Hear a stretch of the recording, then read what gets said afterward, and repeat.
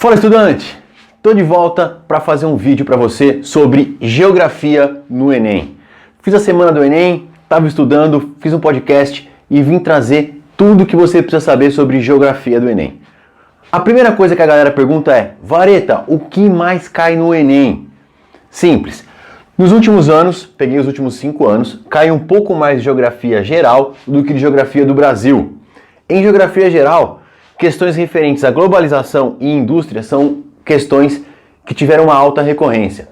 Fica esperto com questões que ligam à questão da tecnologia e como a tecnologia implica nas mudanças econômicas, nas mudanças sociais. O Enem adora esse tema.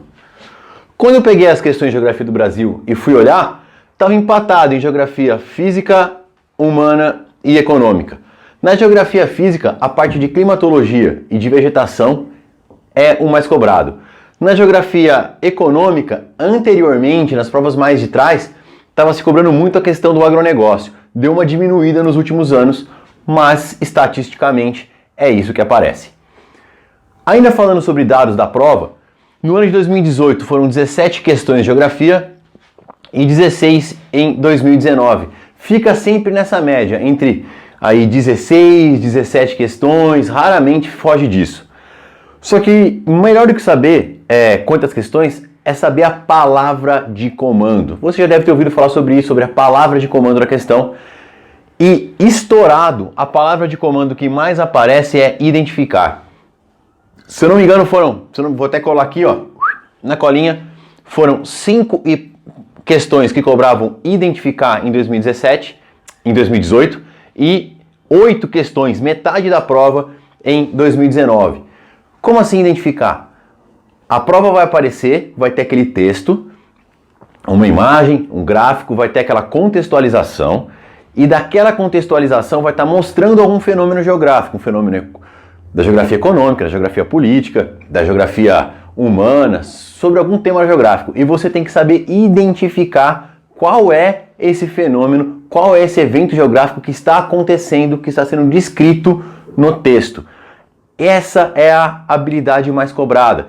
Se você pegar a matriz do Enem para ler, e você que vai prestar Enem tem que fazer isso, você vai começar a olhar as competências e as habilidades do Enem, você vai ver muitas habilidades que começam com a palavra identificar, ok? Essa é uma dica importante.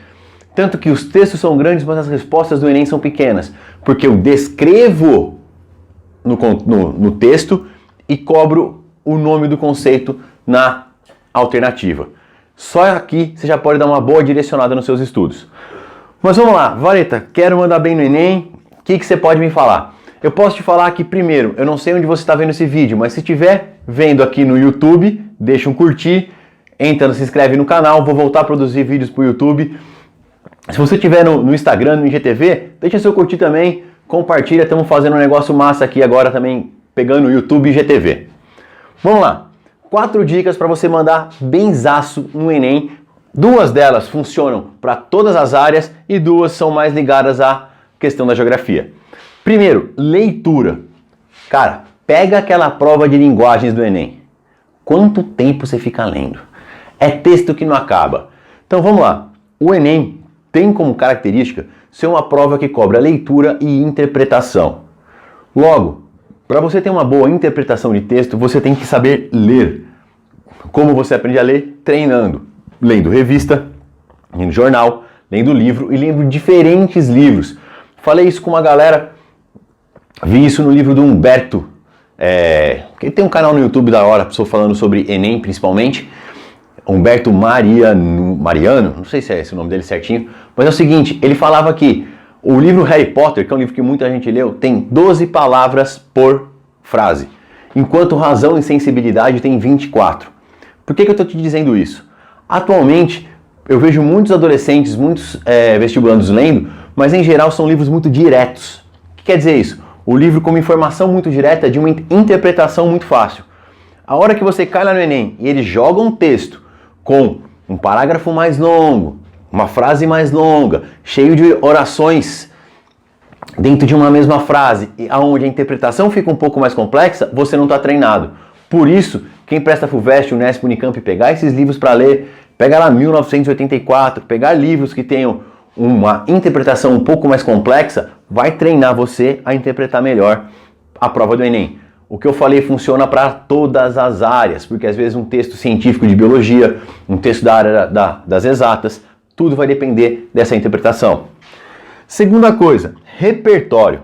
Cara, eu sou da época que a gente chamava isso de conhecimento de mundo, conhecimento geral. Ganhou o nome repertório por causa da competência 2 do Enem, se não me engano. Mas o que é isso? É você ter um conhecimento geral para poder interpretar os fatos. Cara, não dá para você ser um bagre que só tá ali focado na apostila. O mundo é muito mais que isso e a função sua, não da escola, te dá esse conhecimento geral. E aonde você consegue ele? Assistindo jornal, assistindo programa tipo os antigos Globo Repórter, que pegavam um tema e trabalhavam um tema, assistindo documentários. Tem vários documentários e séries documentais. Quem faz parte do meu canal do Telegram sabe que toda sexta-feira eu envio um documentário com umas instruções, com umas ideias, umas sacadas para você prestar atenção no documentário. Então, outra coisa, podcast. Cara, você pega um podcast de notícia, não que vai te falar a notícia, mas que vai comentar aquela notícia. Tem o nosso do Contraturno, tem o Café da Manhã da Folha, tem o Durma com Essa do Nexo, tem o canal do YouTube do Nerdologia, tem o canal do YouTube do Nostalgia do Castanhari, tem o canal do YouTube da BBC Brasil. Todos que vão pegar um tema e vão debater esse tema, vão trazer ideias desse tema para aumentar o seu repertório. Quem tem um grande repertório tem mais facilidade de aprendizado, quer dizer, com informações na sua cabeça é mais fácil você pegar outras informações e fazer conexão, e isso é aprender, e vai te ajudar demais na hora da prova. Isso daqui faz você mandar bem na prova. Antigamente, isso daqui garantia uma nota muito grande, porém, ano a ano, o Enem está ficando mais conteudista, e você sabe disso. Por isso, não dá mais para contar apenas com isso, mas leitura e repertório ainda são fundamentais. Vou falar sobre o Enem conteudista já já. Outra coisa, os distratores. É o termo que a gente usa no Enem para enganar você que está fazendo prova. O que é um distrator? Em geral, é uma alternativa para te distrair, para te tirar da alternativa certa. Na geografia, ela aparece assim. O cara fez uma pergunta e você tem algumas alternativas que são informações corretas, mas nem sempre uma informação correta responde a pergunta. Imagina que a pergunta é: qual é a cor da maçã? E tem uma alternativa que fala: o céu é azul. O céu é azul é uma informação correta, mas não responde a pergunta da cor da maçã. Tem uma simplificada absurda aqui, mas isso acontece demais. Então tome cuidado que uma informação correta nem sempre é uma resposta correta. E por último, multifatorial. O que é isso, Vareta? Nas ciências humanas como um todo, você não explica um evento baseado em um único fator. Se você não explica um evento baseado em um único fator, eu consigo pensar que toda questão que vier com exclusivamente, apenas este, o único fator, toda questão que for muito fechada, querendo dar resposta baseado em uma única coisa, a tendência dessa questão estar errada é muito grande. É muito grande. Por quê? Para explicar o que acontece, explica o racismo no Brasil. Eu vou usar fatores históricos, eu vou usar fatores econômicos, eu vou usar diversos fatores para explicar isso. Não dá com um fator você explicar. Por isso, fuja de questões que tentem simplificar, que tentem dar resposta por um único fator. Ela tem 99% de chance de estar errada. Para fechar aqui, duas dicas importantes, 2 ou 3. Primeiro, a prova do Enem está se tornando cada vez mais conteudista. Essas questões mais conteudistas são aquelas que acabam sendo mais difíceis naquela linha do TRI. Então, se você tiver que pular, essas mais conteudistas são as que você pula. Por exemplo, a questão ano passado do sensoriamento remoto e do albedo. Lembra dessa? Meus alunos acertaram. Então, essa era uma questão considerada difícil. Outro tipo de questão que é considerado difícil, questões com 2 textos. Cara, se tem 2 textos e pedindo para você relacionar, em geral a habilidade relacionar é uma das habilidades mais complexas que existem.